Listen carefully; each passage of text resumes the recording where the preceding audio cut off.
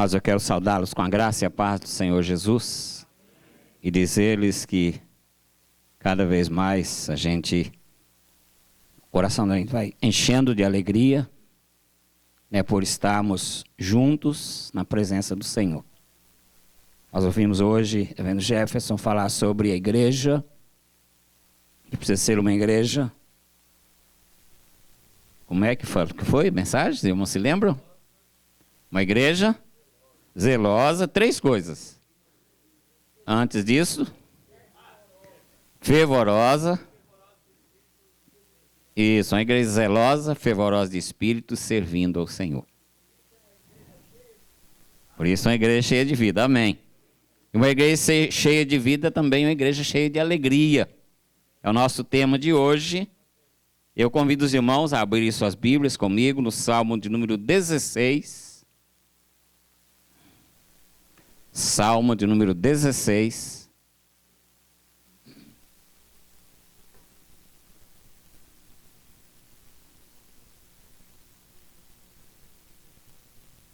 Eu lerei os versículos ímpares e a igreja os versículos pares. Salmo de número 16. Eu sempre aguardo um pouquinho enquanto eu estou escutando as páginas, né? Passando até todos acharem, para que nós possamos juntos participarmos da leitura do livro sagrado. Vamos lá. Guarda-me, ó Deus, porque em ti me refugio.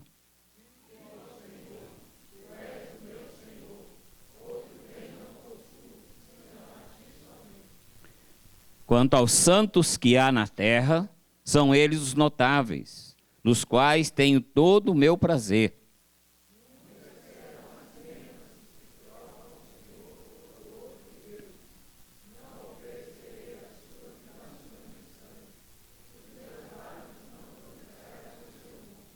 O Senhor é a porção da minha herança e o meu cálice. Tu és o arrimo da minha sorte.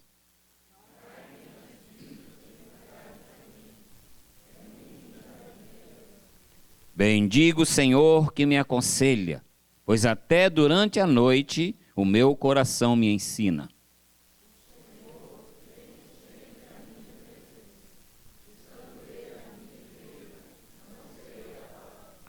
Alegra-se, pois, o meu coração e o meu espírito exulta, até o meu corpo repousará seguro.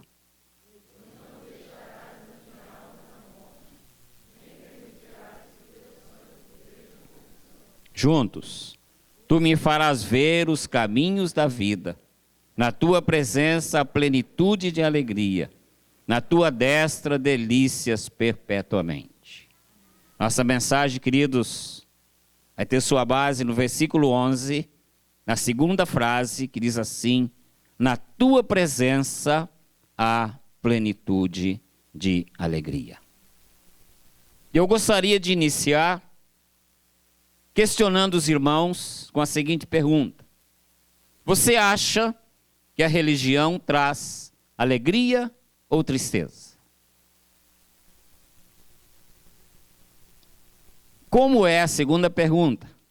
A religião apresentada na Bíblia. Existe um ditado popular que diz assim: um crente triste, um triste crente. E a palavra de Deus, amados, é o local de onde nós tiramos o nosso sustento espiritual. Todos os dias, quando nós abrimos a palavra, nós abrimos com esse objetivo. Objetivo de alimentar, objetivo de fortalecer, objetivo de curar, objetivo de experimentar uma libertação, se necessário for. Portanto, a palavra de Deus é a fonte perfeita da alegria para o nosso coração. Davi escreveu este salmo, queridos, enquanto ele estava fugindo do rei Saul. Em determinado dia, Davi ficou sabendo que Saul estava se aproximando dele. E Davi, então, chamou um dos seus companheiros de exército para ir encontrar-se com Saul. E, sabendo onde estava Saul, chegaram lá durante a noite, Saul estava dormindo. E diz o texto que o Senhor fez descer sobre eles um pesado sono.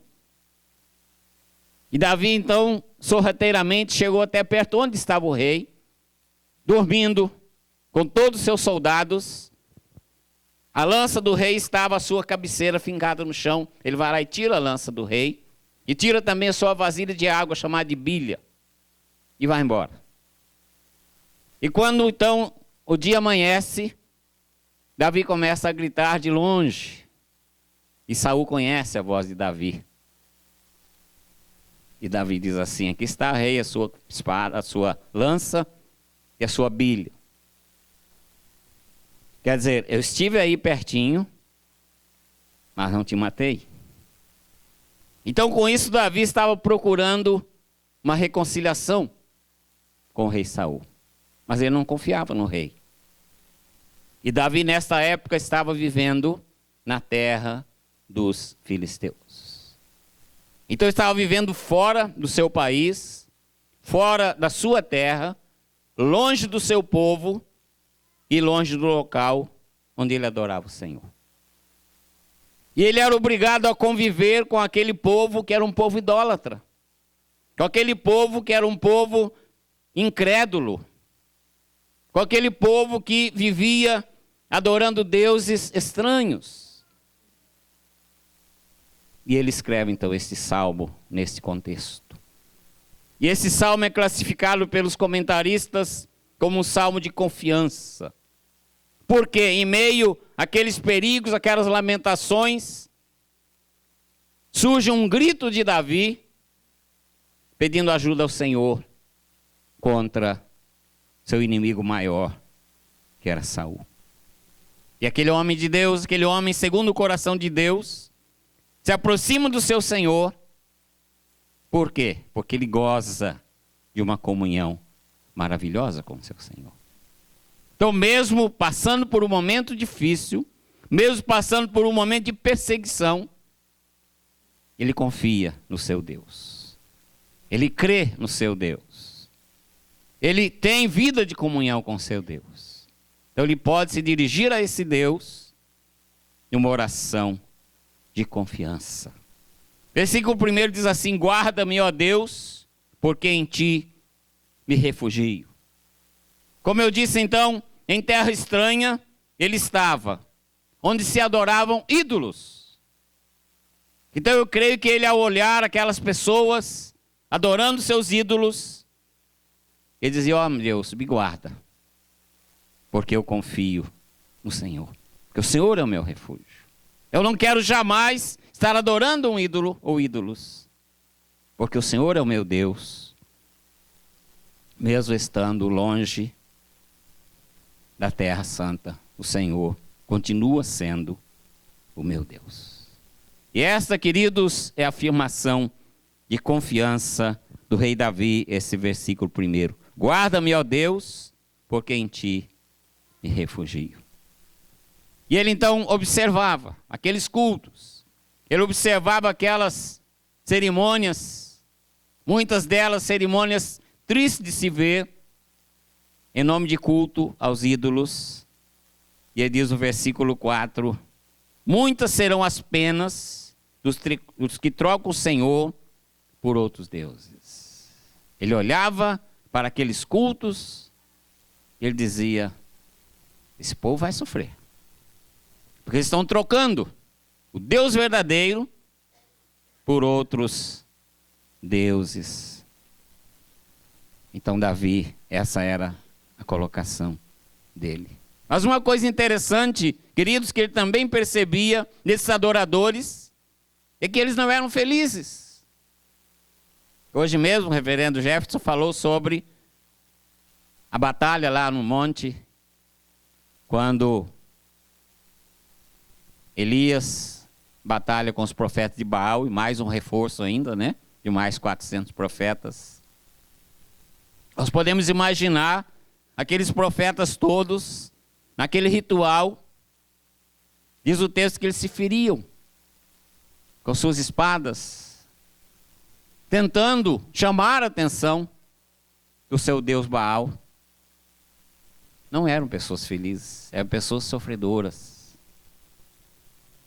Eu tive a oportunidade, mais ou menos no ano 1968, mais ou menos isto, de fazer uma viagem à cidade de Aparecida do Norte. Eu fui por curiosidade. Eu queria saber como é que funcionava lá a idolatria. E logo pela manhã, subindo a escada lá, que hoje acho que nem tem mais aquela escada, porque hoje tem uma rampa que liga as duas basílicas. Mas você tinha que descer de uma e subir a outra. Lá estava uma senhora subindo de joelhos aquela escada. E eu perguntei para ela: a senhora está fazendo o quê? Ela falou: estou pagando uma promessa. Falei: misericórdia, né? Orei baixinho, falei: Deus tem misericórdia. E nós andamos a cidade toda e fomos. À tarde nós voltamos lá, aquela senhora estava chegando lá em cima. E quase não tinha joelhos mais. Tudo machucado, todo sangrando. Davi olhava aqueles adoradores e dizia: eles não são felizes.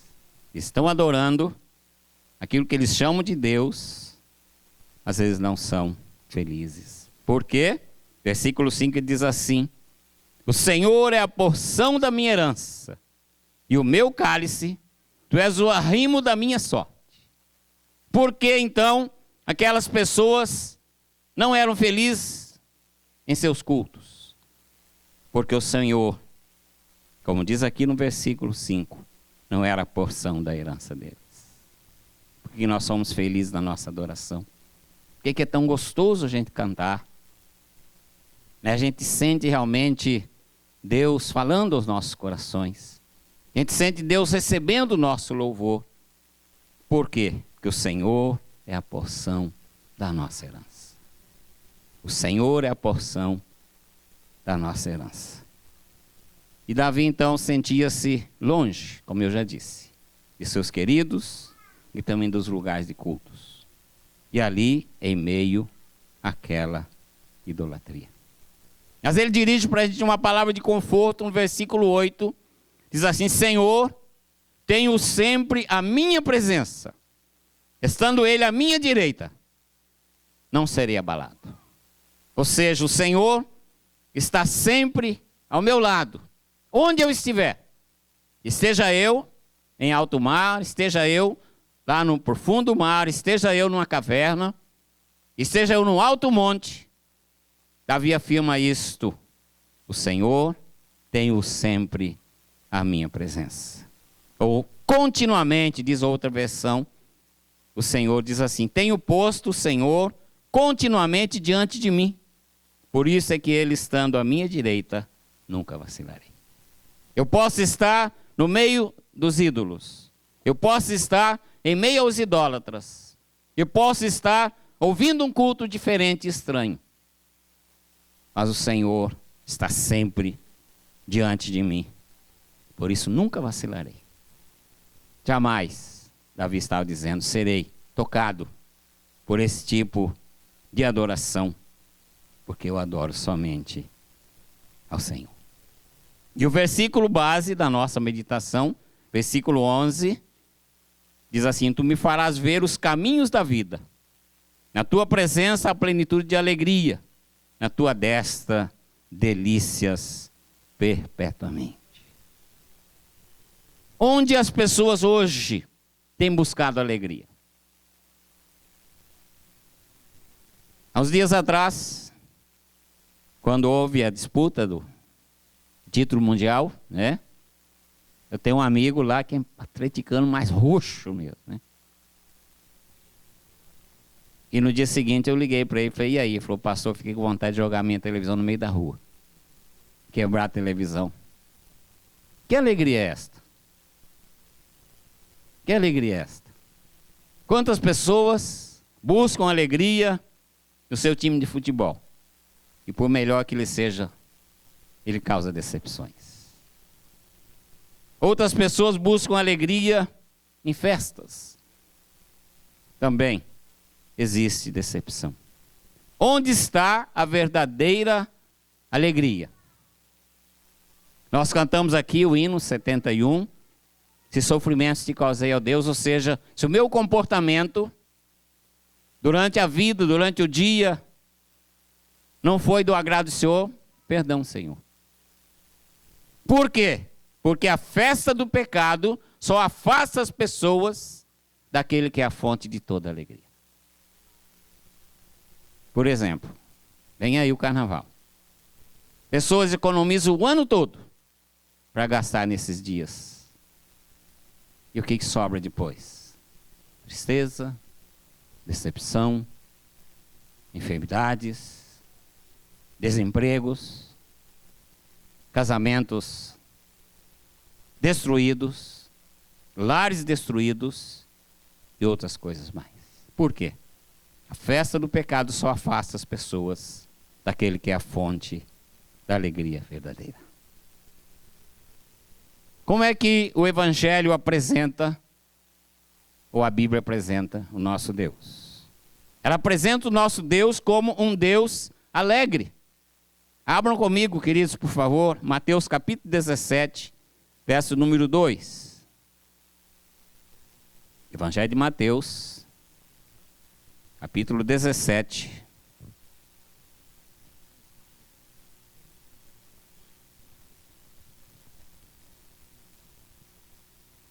Verso número 2. Vamos ler juntos? Todos juntos, vamos lá. E foi transfigurado diante deles, o seu rosto resplandecia como o sol, e as suas vestes tornaram-se brancas como a luz. Este é o nosso Deus. Este é o Jesus que está assentado à direita do Pai. Este é o Jesus que virá nos buscar um dia. Quantas pessoas gostam de ficar contemplando aquele Jesus lá na cruz, sofredor sim por sua causa, por minha causa, com aquele rosto todo desfigurado. Nós temos de contemplar sim esse Jesus com o rosto resplandecente. O nosso Deus é um Deus alegre. O verdadeiro rosto de Jesus é o rosto resplandecente. Qual a aparência de Jesus em Apocalipse, capítulo 1, versos 13 a 15? Vamos ler também juntos? Apocalipse, capítulo 1, versos 13, 14 e 15. Isso para mostrar para os irmãos que o nosso Deus é um Deus alegre, não é um Deus triste, não é um Deus abatido, não é um Deus destruído. Vamos lá? Capítulo 1, versos 13, 14 e 15.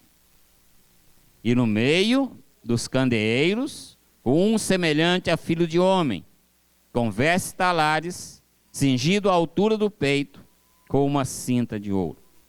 A sua cabeça e cabelos eram brancos como alva lã, como neve, os olhos como chama de fogo, os pés semelhantes ao bronze polido, como que refinado numa fornalha, e a voz como a voz de muitas águas. Esse é o nosso Deus. Um Deus alegre, um Deus forte, um Deus vibrante, um Deus pronto para a luta e pronto para vencer em nossa vida pelo poder da sua palavra. A tristeza, queridos, diz alguém que é uma imperfeição que entrou no mundo com o pecado. Nós podemos imaginar nossos primeiros pais antes da queda. Que coisa maravilhosa. Trabalhava o dia todo, não. Chegava à tarde, ninguém estava cansado, ninguém estava com dor na coluna, ninguém estava com dor de cabeça, ninguém estava com dor nas pernas, ninguém tinha problema no joelho. Alegres o tempo todo. Mas com a entrada do pecado, então a alegria foi banida e entrou então a tristeza. Mas nós, que somos povo de Deus, nós servimos a um Deus alegre. A beleza da criação. Quando eu estou viajando, uma das coisas que eu mais gosto é de ver as paisagens. Coisas lindas, coisas maravilhosas. Porque o nosso Deus é um Deus alegre e criou tudo perfeito. para a alegria dos nossos olhos. O tabernáculo, tudo era colorido, porque o nosso Deus é um Deus alegre. As festas que a Bíblia relata tinham grandes motivos de alegria. A Páscoa, alegria pela libertação. Festa dos tabernáculos, alegria pela colheita. E o Senhor Jesus também, várias vezes, ele chama a atenção. Ele diz: o reino dos céus é semelhante a um tesouro escondido num campo, que um homem achou e escondeu. E transbordante de alegria vai, vende tudo quanto tem e compra aquele campo. Transbordante de alegria. Por quê? Encontrou um tesouro. Você, querido, você, minha querida, encontrou o maior tesouro chamado Jesus. Então você tem de viver uma vida transbordante de alegria. Nós tivemos na cidade de Ipatinga, alguns anos atrás, 2 cruzadas evangelísticas, à época que se podia fazer culto na praça pública ainda, que o pessoal ia, né? Hoje se faz, ninguém vai mais, né? Tem tanta coisa para fazer e tanta coisa dentro de casa que ninguém vai mais. E a nossa primeira cruzada, o nosso texto era encontrei. E uma interrogação grande. E aparecia lá um garimpeiro com uma peneira e uma pedra brilhante escrita Jesus. Jesus, o nosso maior tesouro. E encontrando Jesus, nós temos de viver uma vida transbordante de alegria, porque o nosso Deus é um Deus alegre. E o versículo número 11 que nós lemos, a segunda frase diz: na tua presença a plenitude de alegria. A alegria, amados, ela é procurada por todos, mas é encontrada por poucos. Nós perguntamos por quê? Porque só Deus pode dar alegria plena ao coração. O Senhor Jesus, em João capítulo 16, quando ele está trabalhando seus discípulos, porque logo em seguida ele seria preso e estaria entregando a vida dele por nós. E ele diz: vocês por um breve momento, vocês vão ficar tristes, mas depois vocês vão ficar alegres. E essa alegria ninguém vai poder tirar. Realmente eles ficaram tristes, mas no dia da ressurreição, no dia que Jesus apareceu para eles, se tornou aquele dia alegre e feliz de ver o Jesus ressurreto. Plenitude de alegria é o que a palavra de Deus nos oferece. Nós temos um exemplo clássico de nossos irmãos Paulo e Silas. À meia-noite, depois de serem açoitados, presos, ao invés deles estarem reclamando, ao invés deles estarem fazendo manifestações, queimando ônibus e outras coisas mais, saqueando supermercados, diz o texto que à meia-noite, e perto da meia-noite, Paulo e Silas oravam e cantavam hinos a Deus, e outros presos os escutavam. Por quê? Eles podiam cantar? Porque eles tinham alegria no seu coração. Que nos corações deles havia plenitude de alegria. Nós conhecemos, vocês conhecem, nós conhecemos os humoristas. E a função deles é tentar trazer alegria aos corações. Mas essa alegria não cura o vazio da tristeza que existe na alma do ser humano. Esse vazio é somente o Senhor Jesus. Plenitude de alegria. Salomão escreveu em Provérbios capítulo 15, verso 15, o seguinte: todos os dias do oprimido são maus, mas o coração alegre é banquete contínuo. Coração alegre é banquete contínuo. Minha mãe, queridos, era uma mulher muito alegre. Ela sempre, todos os dias, toda hora, que a gente encontrava com ela, ela estava alegre. Ela cantava muito. E ela lavava roupa cantando, e ela passava roupa cantando, e ela fazia almoço cantando, e ela varria o quintal cantando, e ela capinava o quintal cantando. E um dia uma vizinha daquelas, bem implicante, né, daquelas muito abençoadas mesmo, chamou minha mãe e falou: não aguento mais. A mãe falou o quê? Não aguento mais ver a senhora cantando. Ela falou, eu canto porque tem Jesus no coração. Jesus é a fonte da minha alegria. Então, irmãos, plenitude de alegria. Quando podemos estar na presença de Deus? Versículo 11 diz, tu me farás ver os caminhos da vida.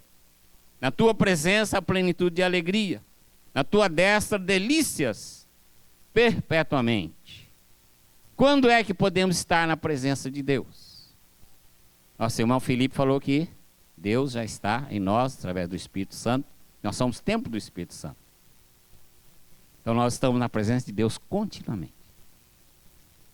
Por isso, queridos, nós temos de ser pessoas alegres. Porque a fonte da alegria está dentro de nós. Todos têm este privilégio. Todos têm esta oportunidade. Basta que o busquemos de todo o nosso coração. Buscar-me-eis e me achareis, quando me buscares de todo o vosso coração. Na sua presença, a plenitude de alegria. Nós temos um hino no nosso cenário, número 110, que o coro diz assim, a presença de Jesus enche o coração de luz. Muito preciosa fica, e também mais rica, esta vida com Jesus. Jesus enche o nosso coração de alegria, amados. Por isso, Davi diz, na sua presença, a plenitude de alegria. Aí você vai dizer, mas pastor, eu não consigo ter essa alegria. 3 coisas eu vou dizer bem rapidinho agora. E resolve o seu problema se você não tem alegria no coração. Primeiro, a consagração do nosso amor. Nós vimos hoje na pregação do reverendo Jefferson falar sobre 1 Coríntios 13. O amor é um caminho sobre modo excelente. Não é um dom, né? É um caminho sobre modo excelente que nós temos de trilhar. Então, quanto mais nós consagrarmos ao Senhor, o nosso amor a Ele, como Ele nos ama, a alegria do Senhor vai tomando conta do nosso coração. A segunda coisa, uma disposição sincera de fazer a sua vontade. Disposição sincera. E o Senhor Jesus, mais uma vez, é o exemplo disso. Naquela hora crucial, naquela hora tão difícil, em que Ele contemplava o seu sofrimento, que Ele contemplava a cruz, que Ele contemplava, né, aquelas chicotadas do carrasco de Pilatos. Ele diz, Pai, se possível, passa de mim este momento, mas que seja feita a tua vontade. Muitas vezes, amados, nós não estamos com essa plenitude de alegria, que nós não temos disposição para fazer a vontade do Pai. E a terceira coisa, a busca da purificação dos nossos pecados. Através de quê? Mediante o sangue purificador do Senhor Jesus. O sangue de Jesus Cristo, seu Filho, nos purifica de todo pecado. Portanto, a presença de Deus é alegria. A presença de Deus é alegria para aqueles que em Jesus encontram alívio, a cura, a purificação dos seus pecados. Porque nada pior do que uma consciência pesada. Davi diz, enquanto eu escondi os meus pecados, eu fui envelhecendo a cada dia. Meus ossos foram se tornando fracos. Nós podemos imaginar a situação de Davi. Se nós estamos nessa situação, queridos, nós não podemos gozar desta plenitude de alegria. Alegria para aqueles que descobrem essa maravilha,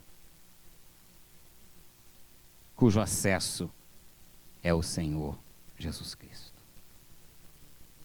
E Davi diz assim, Deus é e sempre será meu arrimo, meu refúgio, meu bem excelente. Eu gostaria de encerrar orando, Eu quero lançar a você um desafio. Se você não tem experimentado esta alegria, eu quero buscar junto com você. Você não está na situação de Davi. Você não está sendo perseguido por um rei que queria te matar, que quer te matar. Mas talvez você está enfrentando outro tipo de perseguições, ou barreiras, ou lutas. Isso tem impedido você de ter a plenitude de alegria. Mas o Senhor quer fazer uma obra na sua vida nesta noite. Você pode ser como Davi. Mesmo tendo um rei Saul na sua perseguição, você vai ter plenitude de alegria. Mesmo vivendo num contexto totalmente diferente do seu, como Davi estava vivendo, no meio dos filisteus, no meio da idolatria, você pode ter alegria plena no seu coração. É isso que o Senhor te oferece nesta noite. Feche seus olhos, coloque diante do Senhor qual tem sido a sua dificuldade. Se for falta de consagração, diga-lhe: Senhor, eu consagro minha vida ao Senhor nesta hora. Se for falta de buscar a vontade do Senhor, talvez você tenha buscado somente a sua própria vontade, diga: Senhor, seja feita a tua vontade na minha vida. E se for algum problema de peso de consciência, o sangue de Jesus os purifica de todo pecado. Coloque isso diante do Senhor nesta hora. Fale com Ele. Só você e Ele, não precisa você contar para ninguém, nem quem está ao seu lado. Mas só você e Ele. Converse com Ele.